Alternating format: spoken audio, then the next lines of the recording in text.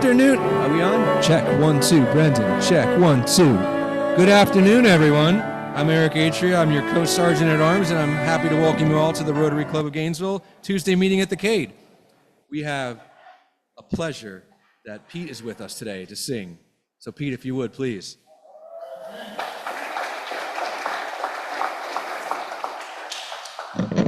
I don't get no respect. No respect. My son, he don't get no respect either.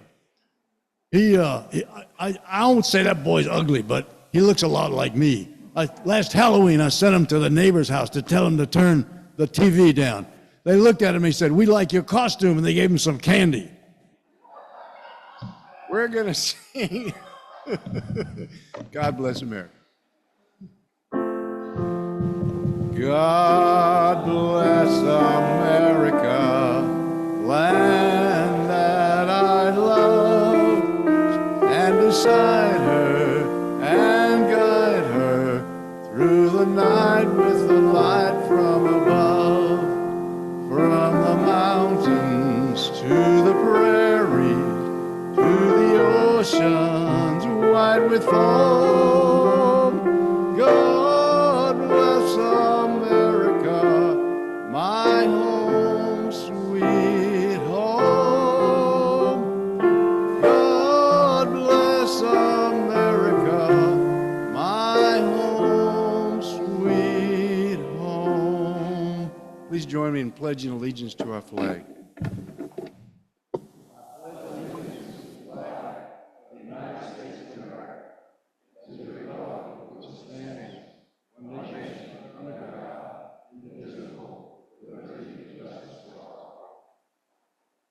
Thank you, Pete. Now for our invocation, we have Ernie Hull.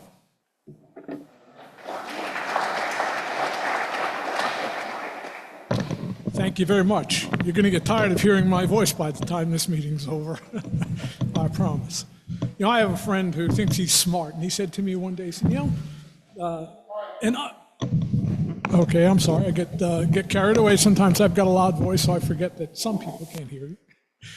I was saying I have a friend who thinks he's smart, and one day he tells me, he said, an onion's the only food that'll make you cry. So I threw a coconut at his face. Let's pray. Father, help us today to see our opening prayer as a conversation with you, really believing that you hear us and care about what we say. Remind us that you are a perfect Father who listens carefully to his children and desires the very best for us. We thank you for the blessings of the day and seek your blessings on all of our tomorrows. We thank you for this family of Rotarians to which we belong and ask that you would bless us as we meet together. Amen. Thank you, Ernie. We've got a few before we get to the announcements, any guests or visiting Rotarians, please stay standing. And a mic will make its way around.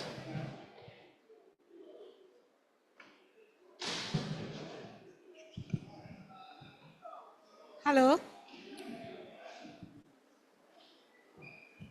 Hello, everybody. I think we know this familiar face all the way from India, coming in again to grace us with her presence.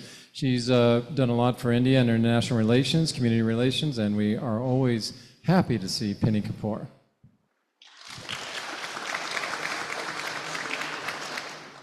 Good afternoon, everybody. I'm Bree Giederman. I am with Greater Gainesville, the Monday Night Club, and I'm happy to be here.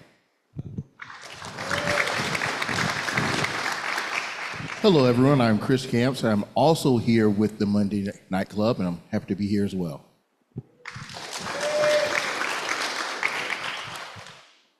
Okay, we got some announcements. So if you have an announcement, please come up. And the first one we're going to have is Bree, our guest, about the turkey program. Hi, everybody. On your table, you're going to see a pamphlet that looks like this. This is our Garbles to Go Thanksgiving fundraiser that Monday Night is doing. Same thing as last year. We have a member who has access to a commercial smoker. And so we are selling for $65 a full smoked turkey. And we're taking orders through November 19th. So you can buy a turkey. They're great. Several people here bought some last year. You can donate a turkey if you like. We have turkeys going to the Gainesville Opportunity Center and to, I believe, the Ronald McDonald House this year. So if you would like to donate a turkey or purchase a turkey, please share it. And we're hopeful to beat our goal from last year. Okay? Thank you very much.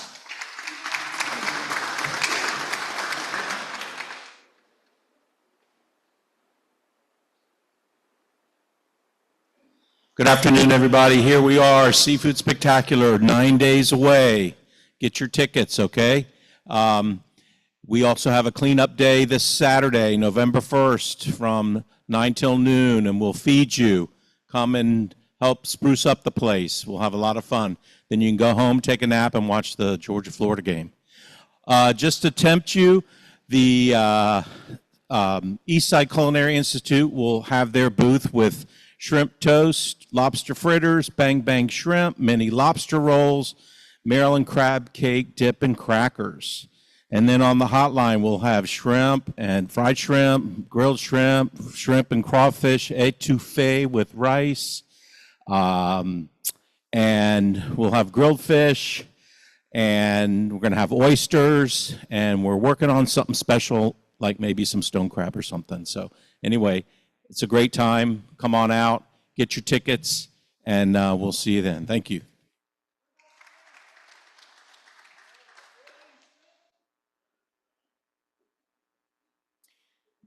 Good afternoon, everybody. I just wanted to remind everyone that starting next week, November, we're doing our membership drive. So if you saw the bulletin that went out yesterday, there was a section on there that talked about it. So please, we're encouraging everyone to bring a guest. We would love to grow our club. And for every guest that comes in the month of November, the club is going to cover the cost of their meal. And then whoever brings the most guests in November will get something special. And John's gonna do that, so it's a surprise, all right?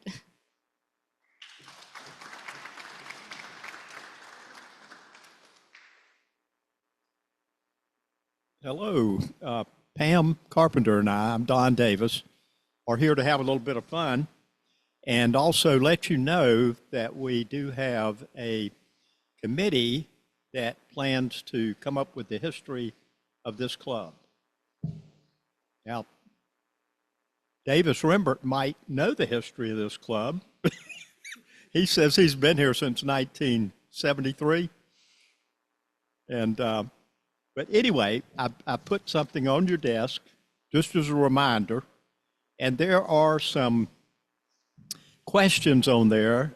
And today we'll try to answer one of those questions. If somebody just tells us which one you want us to answer, we'll work on that. All right, here's got a question.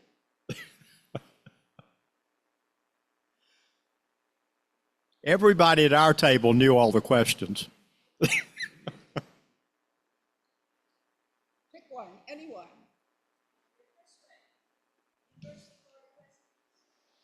Oh, that's a hard one. That's why I put name 2 out of the 3. Does anybody know the most recent UF president who was in this club and was president of this club?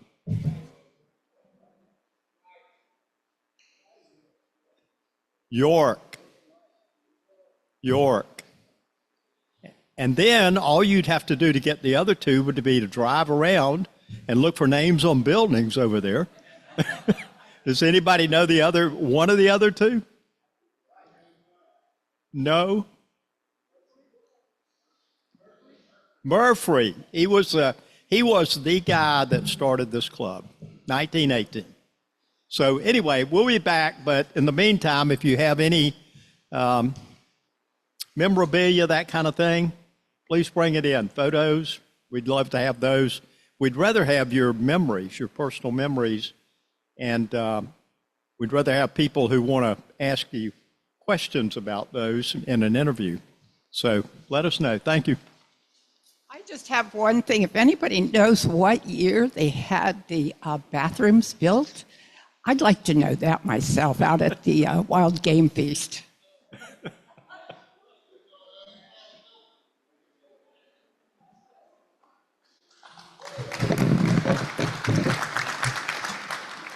Good afternoon, everybody. I'm Frank Mason, and I'm here to remind everyone about the Ethics in Business Award that's coming. It's in process right now. The applications for nominations are due next Friday, November 7th. So if you're interested in submitting a name for that award, the award has been being given out since 2011, so we take a lot of pride in how that award is done. The Warrington College will help us vet those nominations and interview the candidates, and then the committee will sit down and make that difficult choice. So if you're interested in nominating someone, those nominations don't have to come from our club. They can come from anywhere in the community. So we're looking for nominations to help fill that pool. Please submit a nomination by next Friday, November 7th.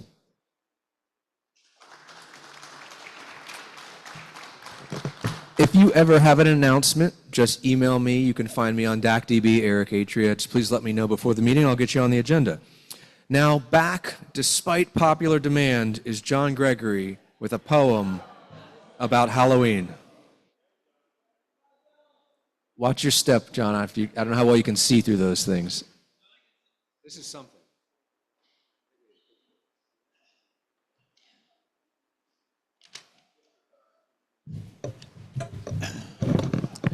This is called An Invisible Halloween. We know his first name was Ralph. Frankenstein, his last, that old elf. The name that would fit for his home surgery kit when somebody yelled, "Suit yourself."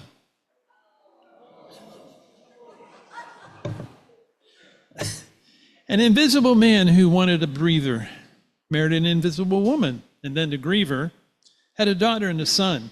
They appeared how, hun? Their kids weren't anything to look at either. Boy, I've got some news. Ghosts drink, that's true. But they don't get they don't get far walking into a bar. Ghosts can't handle their booze.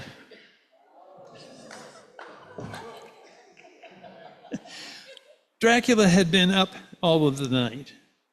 He was thirsting for something just right. He'd just have to get a tall one, you bet. He just wanted a cool Blood Light. Happy Halloween.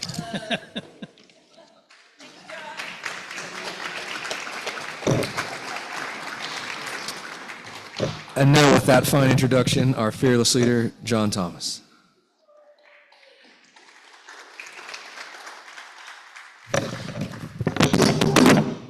Wow, that's an exciting way to start the meeting. Can everybody hear me? Fantastic. Well, thank you, John, for that wonderful Halloween tale, and thanks to everybody for coming on this dreary Halloween Tuesday. We had a great turnout for the car show this weekend. I appreciate everybody coming and volunteering. We had a lot of really cool cars. We've got a Fun and Fellowship this Thursday at the Harm, which is sold out. I'm super excited about that.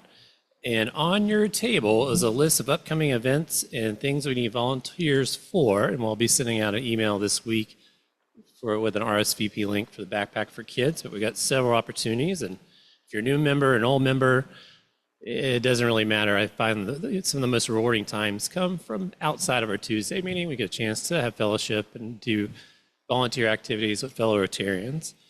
But without further ado, I'd like to introduce somebody from our speaker.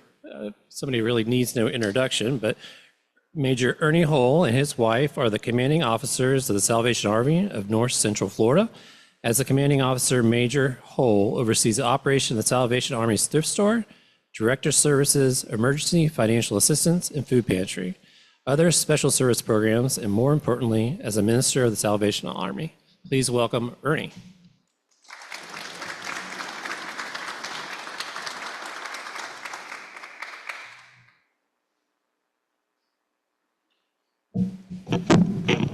Well, I will tell you that when I originally sought to get this opportunity for the Salvation Army to speak in front of you, it wasn't going to be me talking to you. It was going to be actually my play and giving person who unfortunately is on jury duty. So you get me, you're going to have to listen to this New York accent for a little bit. But I start out, we have PowerPoint. There we go. It's only about 150 slides long. No. Yeah, I always start off with a little introduction on the Salvation Army, kind of who we are, how we got to where we are. And First and foremost, the Salvation Army is a church. My wife and I are ministers of the local church. That's my first love. It started in 1865 in the East London Christian Mission by our founders, William and Catherine Booth. I'm going to get this a little bit better so that, again, you can hear me real well. I do talk loud, but this room does echo. William and Catherine Booth were originally ministers with the Methodist Church, and they didn't like what they considered the organized religion. Organized religion which kept people in their pews, not even considering the suffering going on outside the doors of the folks in their communities in which they lived. So William Booth grew tired of watching the numbers of the poor and the homeless of London as they continued to grow. The alcohol and drug use soared and seemed like hope was just out of reach for these individuals. All this while organized church looked the other way, safely in their pews. So William and Catherine decided to leave the Methodist Church. And William desperately sought some kind of opportunity to help save the lost souls of the East End of London where he lived. One day, he came across a group of individuals preaching outside of the Blind Beggar Pub, which is there to this day. And he came across them preaching, and after the speaker was done, he said, "Is there anybody else who'd like to say a word?" Well, William Booth, not missing a beat, decided that he would come forward. He spoke and preached for over an hour. Now, I promise I'm not going to do that today, so you don't have to worry about that. When William Booth finally finished that day, I apologize. When he finally finished speaking that day, his destiny was set in motion. That group, the Christian Mission, asked William if he would take on the role of general superintendent of the Christian Mission, to which he very quickly agreed because they were doing the kind of ministry that he was looking for. The Christian Mission under William and Catherine's leadership quickly grew and spread throughout all of England, not just in London. And to keep in touch, I apologize, with the growing number of outposts and ministers throughout the country, a newsletter was drafted every month and sent out to the troops. One day, William was writing a headline for the Christian Mission Gazette, which is as it was known at that time. And his headline was, "The Christian Mission is a volunteer army." And his son, Bramwell, said, "I don't like that term volunteer."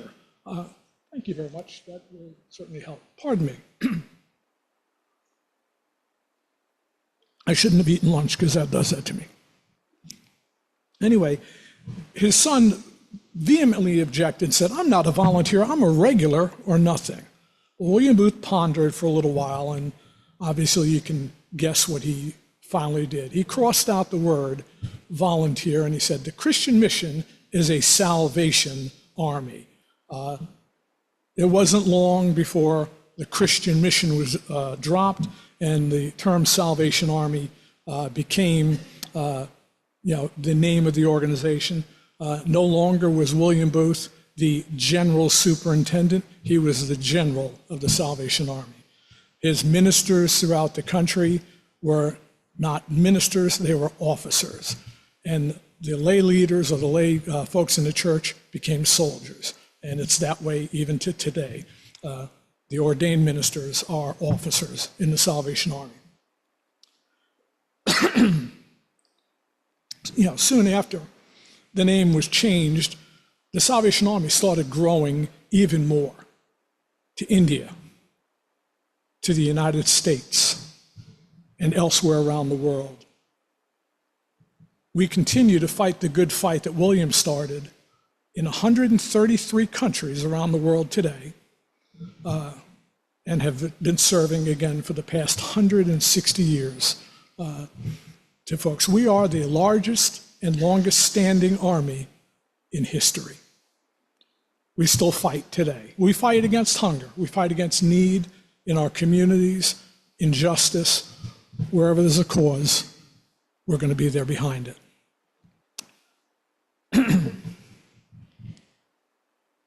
My wife and myself were commissioned and ordained in 2000 as part of the Forward 2000 session of Salvation Army. Have had many appointments prior to coming here to Gainesville, and I won't go through all of those. We are just thrilled to be here in Gainesville, have been thrilled to be a part of this club for the past several years as we serve in this community. But our first love is being a minister to our congregation. But again, we do so much more. And it's so much more that you need to know a little bit more about the kind of things that we are doing to help provide assistance in our communities. We provide hope through our food pantry. This past year, we provided food orders to over 10,000 individuals and families, many of them poor, who come to us. We do pantry 3 days a week, Monday, Wednesday, and Friday mornings, and they come to us and we give them their food bag for the day. When they come by, even during the week, if they're hungry, we give them a snack and stuff to eat. While we don't have a soup kitchen any longer, we do still provide this food for those individuals.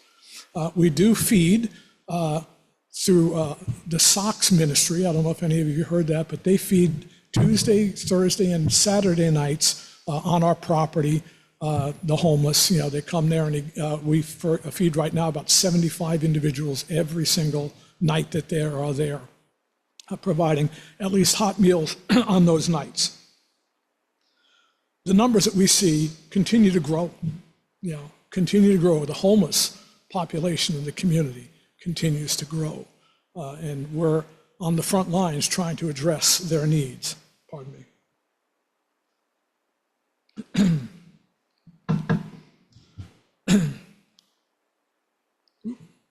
I got to get I touched something wrong here. I got to there we go. If you touch it the wrong way, it blinks. And if I don't have notes in front of me, I will speak on and on and on. A minister will do that. I can talk without notes, but I don't think you want me to talk without notes. So we have seen a great increase. Now, just yesterday, as people are worrying about their SNAP benefits being cut, we saw about 25 additional families or individuals that were seeking food for the first time, worried that they're not going to be getting their benefits. I suspect tomorrow and Friday we're going to see similar numbers. We can only help those with the food that we have provided or that we can afford to go out and buy. We thank our partnership with Bread of the Mighty, a great partnership. We do get quite a bit of food through them, but it doesn't supply the whole pantry or the needs of the community. I suspect all of our agencies are going to see an increase in the number of people seeking this assistance. We provide hope through financial assistance. Our financial assistance consists mainly of our utility assistance, helping people with their GRU, FPL, or Clay Electric bills. Again, seeing a great number of people calling for this assistance, far beyond even what we have the ability to help. We can take about 20 appointments a week, when we're doing utilities to fill up our time slots. But I could do 150 a week easily if I had the manpower and the finances to do it. Last year, we provided 330 families with emergency utility assistance. And that's an average bill of about $500 that we wind up paying, well over $100,000 and some thousand just in utility assistance. We do provide some funds for rent when we've got the funds for it. As you can imagine, because the prices of rent have gone up so much, we don't always have the funds to spend $1,500 for one person's rent, or by the time they come to us, $3,000 or $4,000. So we provide that only when we do have those funds. We're always seeking grants to allow us to be able to do that, but unfortunately, that's not always available. Then we provide hope through our clothing vouchers to our family thrift store. Now, our family thrift store, a lot of folks, I'm surprised, don't know that it's even there. It's on 55 Northwest 23rd Avenue. It's just down the road from Ward's. And we do sell things, but we give a lot of that clothing away to the homeless and the families in the community who just can't afford to go to Walmart right now and buy their clothes for their children for school or whatever the case may be. We gave away well over $150,000 worth of clothing at the cost that we sell it for, which is below retail price. Over 3,000 individuals, again, provided for that assistance. And again, many of the homeless in our community, they'll walk into that store and see my store manager, Kathy, who will and they'll say, look, I only have what I have on. Can I have some clean clothes? And we very gladly do that. But I will tell you, the donations at thrift stores across the country have gone down significantly. Our racks are more bare than they've ever been. Our men's clothes, which is the greatest need that we have for clothing for our homeless, since many of them are men, we don't always have. They'll come in, we might give them a voucher, but there's nothing there for them. So I will put in a quick plea that, if you've got clothing, men's, women's, children's, it can be used at the Salvation Army to help provide for somebody who doesn't have. And yes, some of it's sold to keep those doors open. We give away as much as we sell in that store, but we can only give away that which is donated to us. This is a program near and dear to my heart, our emergency disaster services. The Salvation Army disaster services started many, many years ago. It started in 1902 with the Galveston hurricane that hit the coast. The then national commander of the Salvation Army sent in forces from around the country to help take care of the needs of those individuals. And it just kind of grew from there.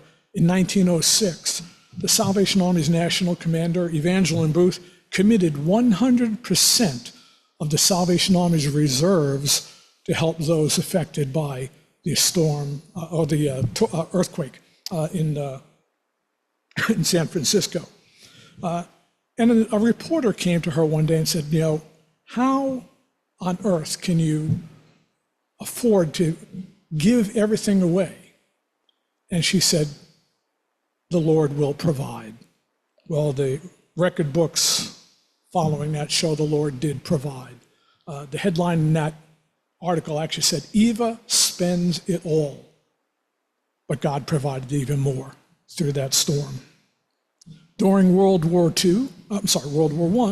I, Salvation Army had another unique experience. Our Evangeline Booth and General Pershing had a great friendship, and it led to the Salvation Army actually sending young ladies and men to the front lines to serve donuts to the troops. The world famous Dough Girls of World War I were Salvation Army Dough Girls. When the men came back after World War I, they hankered for those donuts. So many opened up donut shops as a result. National Donut Day honors the service of the Salvation Army and others because of the National Donut Day service in World War I. In 9/11, the Salvation Army was there at Ground Zero. Within 1 hour of the first plane hitting, the Salvation Army was already on scene, helping the firefighters by providing simply water and beverages as they were running to get to the building. They were on every bridge going into New York to serve them, and they were again right there at Ground Zero, as we've had Salvation Army presence on 14th Street there for many, many decades. It even led to a rather unique partnership during the service after the towers fell. Operation Noble Eagle, a service of the Salvation Army and Red Cross serving together at the Pentagon and at Ground Zero, serving those in need. When Hurricane Katrina struck, the Salvation Army mounted the largest response we ever have to date, with over 5,000 officers and volunteers serving from around the United States within just days of that event and going on for over a year in many cases, in many locations. So whether it's a local tornado or whether it's a fire, floods, other disaster caused by man or caused by nature, Salvation Army is generally going to be there with our disaster canteens. We've got them all over the state, all over the country, feeding kitchens that can feed 3,000 meals 3 times a day, and we've got multiples that can come in. We set up base camps to operate out of so we don't burden local resources, and we quietly go about our business of taking care of the needs of those who are being hurt by the storm or whatever it might be. I'm a disaster trainer. I actually teach our disaster courses and certify our workers in the field of disaster work. Just a couple other slides. This is providing food boxes, which again, many times during disaster, almost every time, we will have boxes that we give out to families. It's usually done through a drive-through. People drive up, we give them a box, and it's usually coordinated with the state where they're giving water, ice, and other items. So they just drive through and get what they need. Salvation Army can only purchase those food boxes because of the donations that people give. We go out many times in the disaster spending money before we even get $1 in. But just like in 1906, God and you, our donors, have always provided.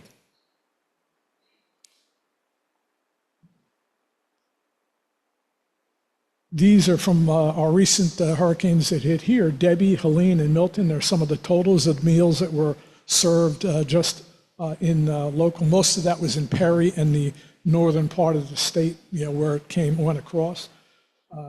But just a few numbers for you to kind of gaze at.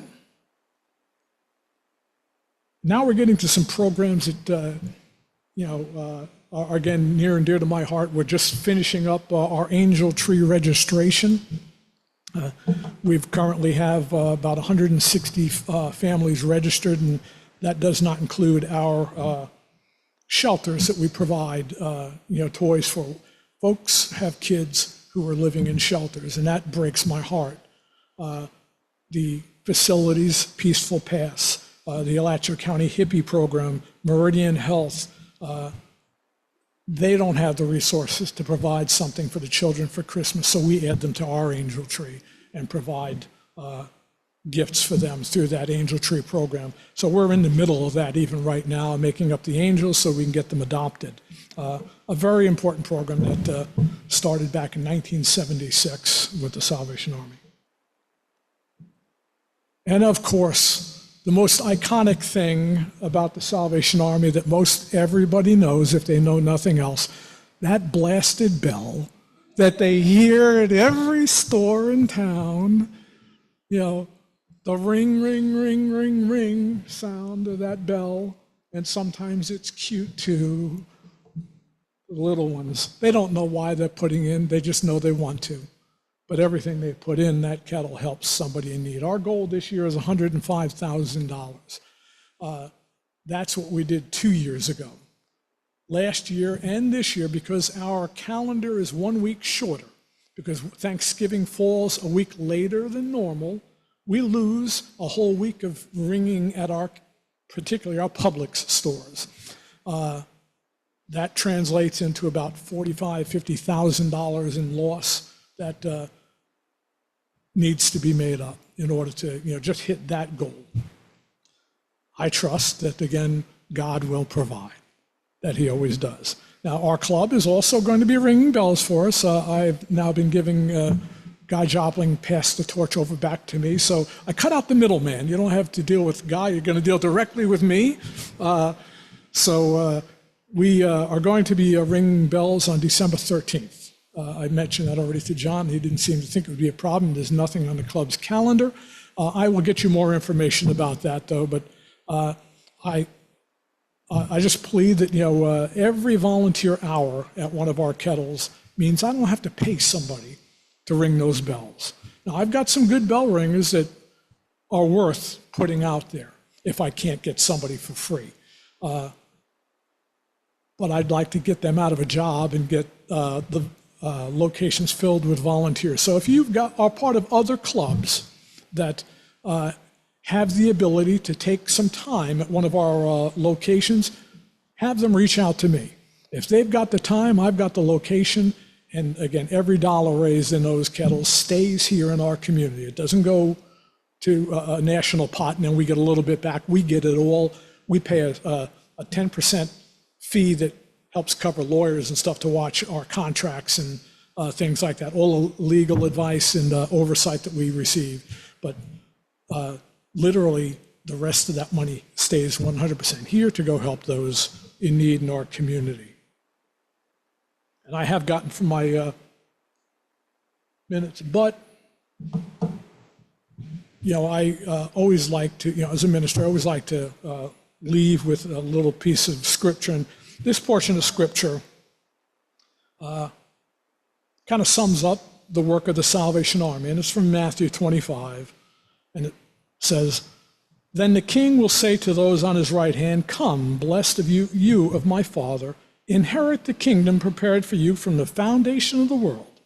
For I was hungry, and you gave me food. I was thirsty, and you gave me drink. I was a stranger, and you took me in. I was naked, and you clothed me. I was sick, and you visited me. I was in prison, and you came to see me.' Then the righteous will answer to him, saying, 'Lord, when did we see you hungry and feed you, thirsty and give you drink? When did we see you a stranger and take you in, or naked and clothe you? Or when did we see you sick and in prison and come and visit you?' And the king will answer and say to them, 'Assuredly I say to you, inasmuch as you have done this to one of the least of my brethren, you've done it to me.'" And the very final words I steal from William Booth himself, one of his final addresses that always keeps me going. "While women weep, as they do now, I'll fight. While little children go hungry as they do now, I'll fight. While men go to prison, in and out, I will fight. While there is a drunkard left, while there is a poor lost girl upon the streets, while there remains one dark soul without the light of Christ, I'll fight, I'll fight, I'll fight to the very end." Thank you.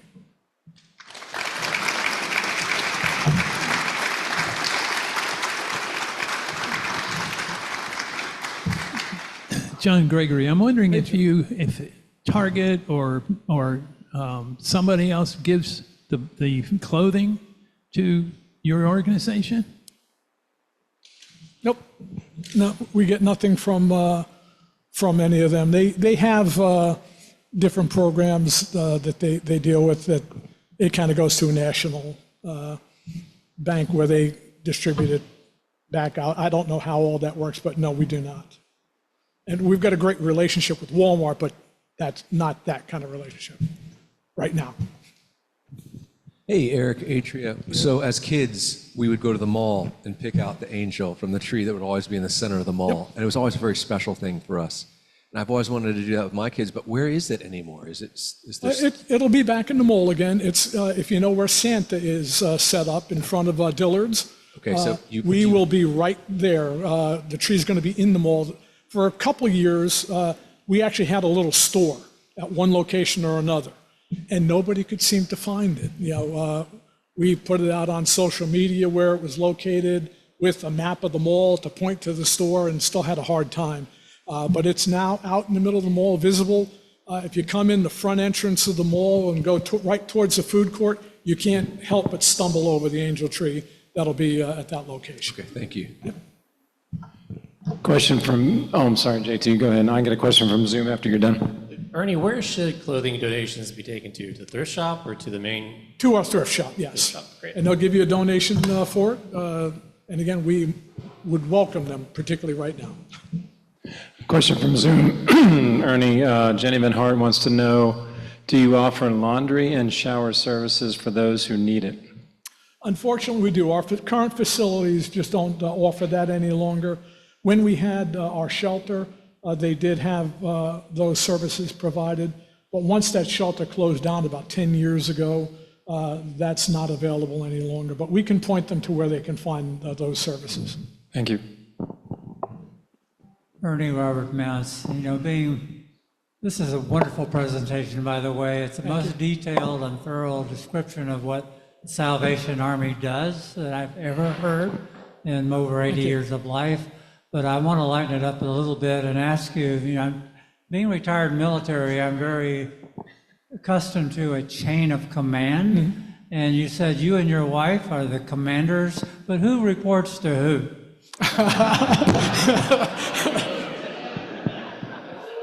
Won't be able to go home tonight. I'm lucky my wife is not going to be listening on here. Now, we hold, we're dual officers in the Salvation Army. We're both majors. My wife and I serve side by side. Her gift is the gift of finance. She was, prior to being ordained, she was a head teller for a local bank, Bank of New York. And we split the duties. So I don't do finances. I do the budget. She makes sure that I stay within it. No, we don't have that money, Ernie, to spend. Slaps my hand, just like she does at home for our own finances. But we serve together. My wife is likewise an ordained minister, and she does preach as well. Doesn't preach as often as I do. I mean, I don't give up the pulpit often. She'll preach for certain women's Sunday events and things like that, but I do the most of the preaching. So it's a delegation of duty between the two of us, but we serve together. Both are in equal command. Hey, Ernie, very nice talk. Michael Pellet here. In 1970, I was 19 and stupid and decided that I was going to take my $24, my backpack, and stick my thumb out. And after about 4 weeks, I was out of money and homeless, and I had gotten mono. And I spent 2 nights at the Boise Salvation Army, and I just wanted to say thank you. Okay.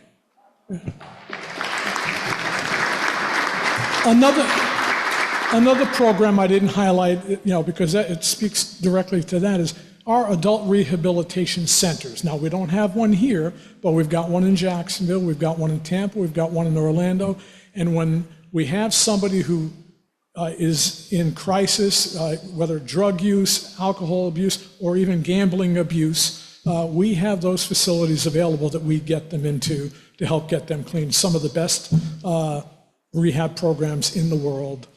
Judges sometimes order their people, in lieu of going to jail for an offense, you go finish the Salvation Army's program. And we've had doctors and lawyers who've gone through there and come back out successful again. Thank you.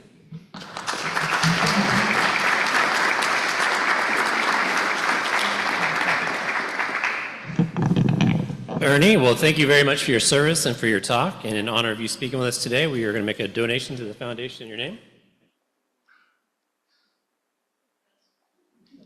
Should probably give that to you, but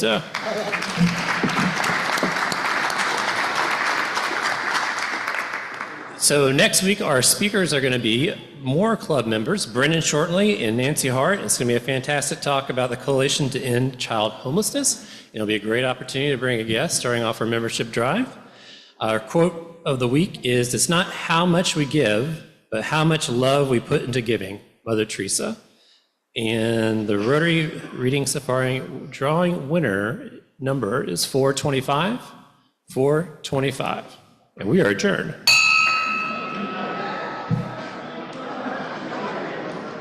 Have a great week.